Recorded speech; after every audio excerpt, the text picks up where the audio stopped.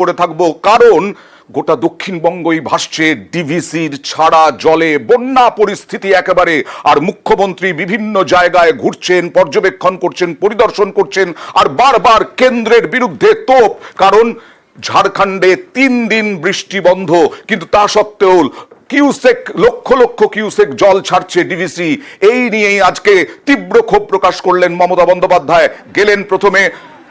প্রথম গেলেন পাঁশকুড়ায় এবং তারপরে উদয়নারায়ণপুরে।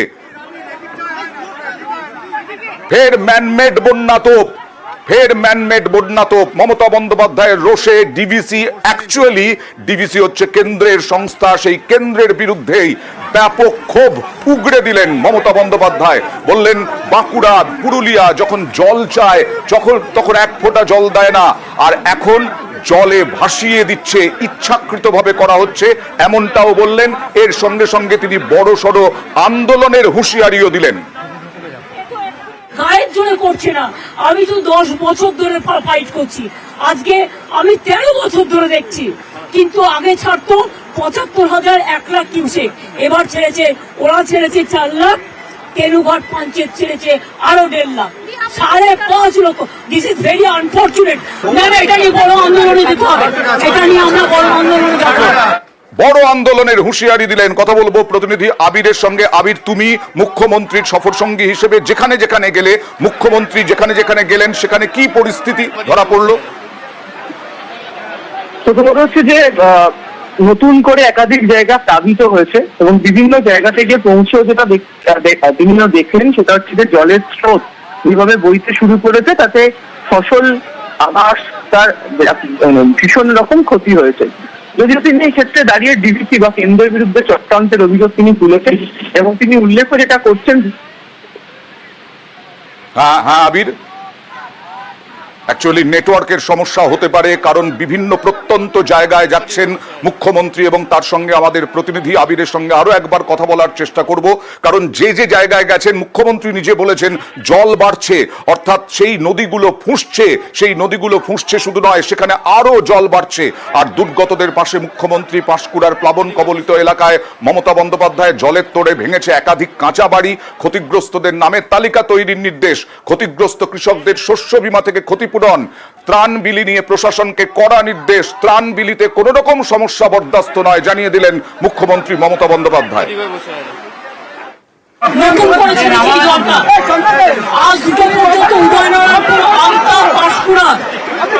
অনেক জায়গা আমরা কন্ট্রোল করলেও এই জায়গাগুলো ডুবে যাবে। আমি বলবো ডিএমকে এখান থেকে লোক শিফট করাতে। 2 হচ্ছে যাদের কাঁচা বাড়ি ভেঙে গেছে তাদের লিস্ট আমাকে দিতে।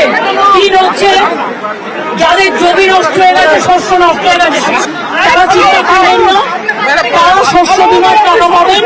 আপনারা যতদিন বাড়ি ফিরতে না পারবেন সরকার রিলিফ দেবে, আপনাদের যা সাহায্য করার করবে।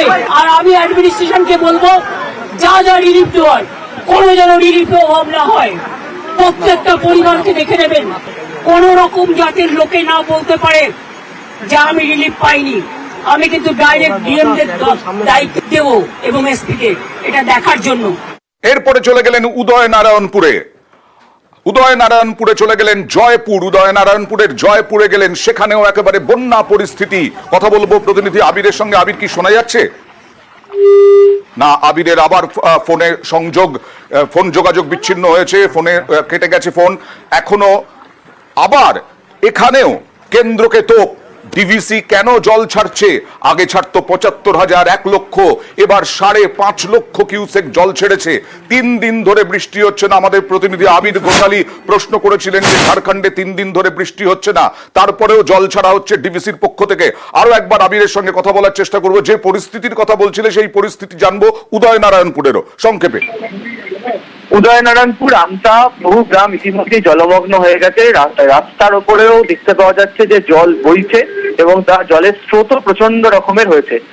বিভিন্ন যে চাষের জমি তা কার্যত জলের তলায়, বিভিন্ন যে বাড়িগুলি রয়েছে, দোতলা যে বাড়ি তারও দেখতে পাওয়া যাচ্ছে যে একতলার উপরে জলের স্রোত বইছে এবং হচ্ছে কাঁচা বাড়ি যেগুলি সেগুলো সম্পূর্ণভাবে ক্ষতিগ্রস্ত হয়ে গিয়েছে। রাস্তার ধারে একাধিক জায়গাতে ত্রাণ শিবির তৈরি করা হয়েছে, বহু জায়গাতে পানীয় জলের জন্য যে গাড়ি সেটা পাঠানো হয়েছে। এছাড়া মুখ্য সচিবকে মমতা বন্দ্যোপাধ্যায় আজকে নির্দেশ দিয়েছেন যে একাধিক জায়গাগুলোতে মেডিকেল ক্যাম্প খোলার জন্য।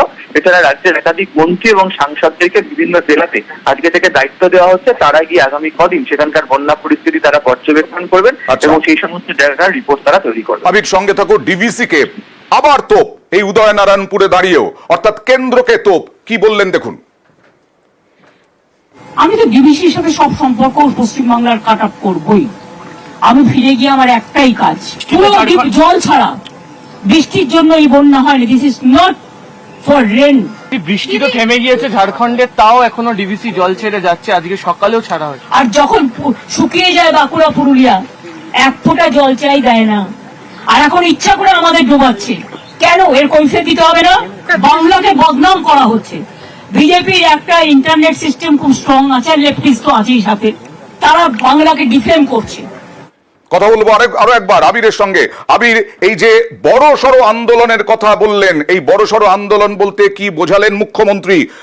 তৃণমূলের পক্ষ থেকে কোনো পদক্ষেপ?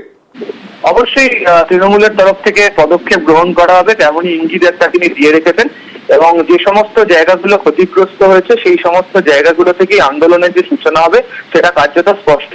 এবং আজকে তিনি যে ভাষাতে কথা বলেছেন তাতে মনে করা হচ্ছে প্রশাসনিক সিদ্ধান্তের পাশাপাশি রাজনৈতিকভাবে শীঘ্রই এই ইস্যুকে নিয়ে তৃণমূল কংগ্রেসের তরফ থেকে রাস্তায় নামা হবে। অর্থাৎ 2026-এ বিধানসভা নির্বাচন, তার আগে এইটাকেই বড় সড়ো ইস্যু করতে চাইছে, কারণ হাজার হাজার মানুষ, লক্ষ লক্ষ মানুষ এখন বানভাসী।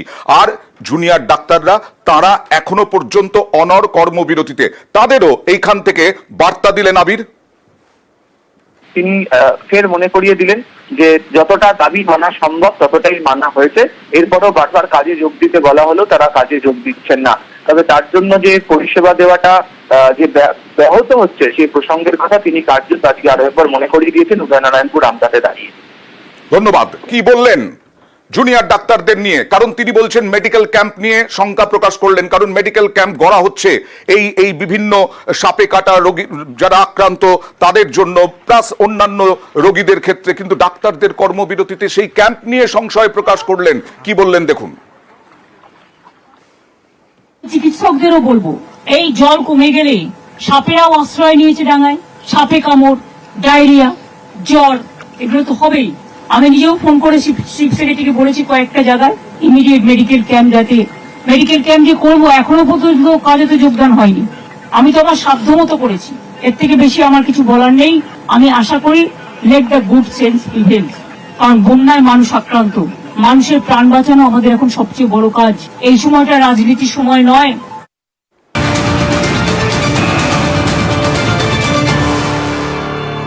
3 দিন ধরে বৃষ্টি নেই ঝাড়খণ্ডে।